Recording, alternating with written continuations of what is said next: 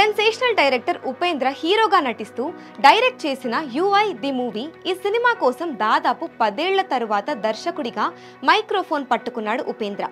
అలా తన comeback movie biggest hit అవ్వడంతో పాటు ఈ ఏడాది విడుదలైన కన్నడ సినిమాల్లో ఎక్కువ ఓపెనింగ్ కలెక్షన్ సాధించిన చిత్రంగా నిలిచింది యుఐ ది మూవీ.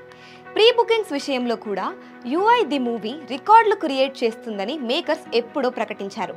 అలాగే సినిమాపై మంచి హైప్ క్రియేట్ చేయడం కోసం ఉపేంద్రనే స్వయంగా అన్ని భాషల్లో ప్రమోషన్స్ చేశారు.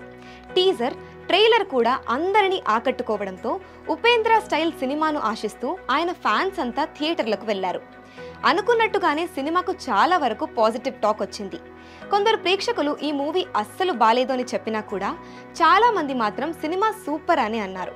2024లో ఎన్నో కన్నడ సినిమాలు విడుదలయ్యాయి. కానీ అందులో మొదటి రోజు అత్యధిక కలెక్షన్లు సాధించిన సినిమాగా యుఐ ది మూవీ రికార్డులు క్రియేట్ చేసింది.